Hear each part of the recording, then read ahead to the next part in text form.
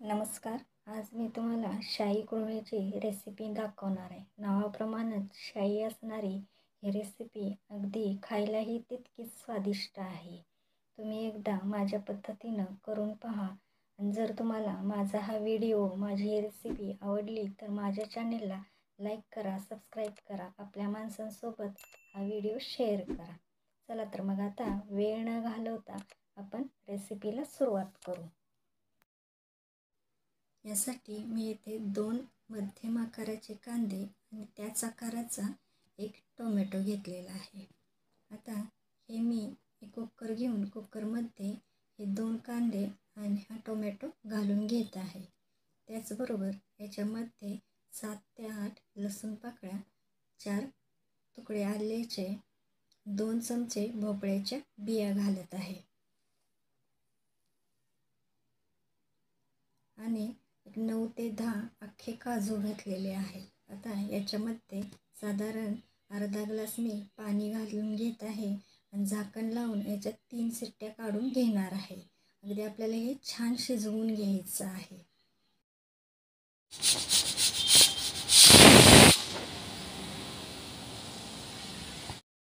Cooker आपला थंड होत आहे तोपर्यंत एका भांड्यामध्ये मी अर्धा चमचा लोणी घातलेला आहे आणि हे मी आता छान वितळून घेत आहे. आणि लोणी थोडं वितळल्यानंतर याच्यामध्ये एक मोठी वेलची, एक तुकडा दालचिनीचा, 4 छोट्या वेलची आणि एक तमालपत्र घालून हे छान आता परतून घेणार आहे. हे थोडं परतल्यानंतर याच्यामध्ये मी पाव कप गाजर, पाव कप फरसबी, पाव कप हिरवे वाटाणे आणि पाव कप मी फ्लावर या ठिकाणी घालत आहे. आता याच्यामध्ये थोडंसं मी मीठ घातलेलं आहे. आता हे आपल्याला छान परतून घ्यायचं आहे. या ठिकाणी फ्लावरचे मी फक्त तुरेच घेतलेले आहेत. आता हे छान अगदी थोडासा रंग बदलेपर्यंत आपल्याला परतून घ्यायचं आहे. आता थोडंसं परतल्यानंतर याच्यामध्ये साधारण पाव कप मी पाणी घातलेलं आहे आणि याच्यावरती झाकण ठेवून या भाज्या आता मी छान वाफवून घेणार आहे.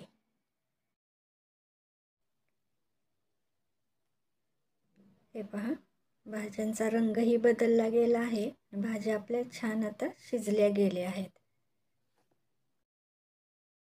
आता आपला कुकर थंड झाला आहे. आपण एकदा पाहून घेऊ. हे पहा, छान कांदा टोमॅटो आपला शिजला गेला आहे. हे पहा, आता हे एका प्लेटमध्ये आपण काढून घेऊ. आता या टोमॅटोच्या आपल्याला साल काढून घ्यायची आहे आणि उरलेलं सगळं आपण आता हे काढून घेऊ. यानंतर मिक्सरचं भांडे घेऊन याच्यामध्ये आपण हे सगळं जिन्नस घालून घेऊ आणि आपल्याला याची आता छान पेस्ट तयार करून घ्यायची आहे.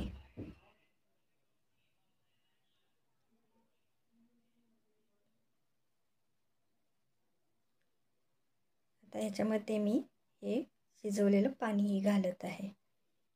या ठिकाणी मी 4 काश्मीरी मिरच्या घेतलेल्या आहेत आणि त्या मी गरम पाण्यामध्ये भिजत घातल्या होत्या. त्या मी पाण्यासह याच्यामध्ये घालून घेतलेल्या आहेत आणि झाकण लावून याची जितकी आपल्याला बारीक पेस्ट करता येईल तितकी आपल्याला ही बारीक वाटण्याचं करून घ्यायचं आहे. हे पहा, या पद्धतीनं अगदी मिरचीमुळं रंग किती छान आला आहे तुम्ही बघू शकता. आपल्याला इतपत ही बारीक पेस्ट हवी आहे. कढई घेऊन कढईमध्ये मी 3 चमचे साजूक तूप घातलेलं आहे. या ठिकाणी तुम्ही तेलही वापरू शकता, पण शाही कुर्मा म्हटल्यानंतर तूप हे आलंच पाहिजे. आता तूप थोडं गरम झाल्यानंतर याच्यामध्ये मी हे मसाल्याचे वाटण घालून घेत आहे. आपल्याला हा मसाला आता छान परतून घ्यायचा आहे. अगदी याचा रंग बदलला पाहिजे आणि ह्याला तेल सुटलं पाहिजे इतपत आपल्याला हा मसाला छान भाजून घ्यायचा आहे. हे पहा, तुम्ही पाहू शकता मसाल्याचा रंगही छान आला आहे आणि तेलही सुटलं आहे. आपला मसाला आता छान भाजला गेला आहे. आता याच्यामध्ये मी पाव चमचा हळद घालत आहे, 1 चमचा धना पावडर, 1 चमचा गरम मसाला, अर्धा चमचा कसुरी मेथी या ठिकाणी मी घातलेले आहे आणि आता हे छान आपण मिक्स करून घेऊ. अगदी थोडं मिक्स झाल्यानंतर याच्यामध्ये मी ह्या शिजवलेल्या आपल्या भाज्या घालून घेत आहे. या ठिकाणी मी याच्यामध्ये जे अख्खे मसाले गरम टाकले होते ते मी काढून घेतलेले आहेत, जेणेकरून आपल्याला खाताना ते लागणार नाहीत.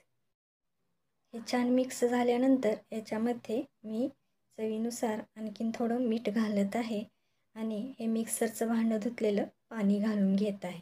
आता हे छान आपण एकजीव करून घेऊ. यानंतर मी इथे पाव कप पनीर घातलेलं आहे आणि पनीर हे आता ह्याच्यामध्ये आपण मिक्स करून घेऊ. आता थोडं मिक्स झाल्यानंतर याच्यावरती झाकण ठेवून मी याला 5 मिनिटाची एक वाफ आणून घेणार आहे. 5 मिनिटानंतर तुम्ही पाहू शकता आपली भाजी आता तयार झाली आहे. आता यामध्ये मी 2 चमचे क्रीम घालत आहे.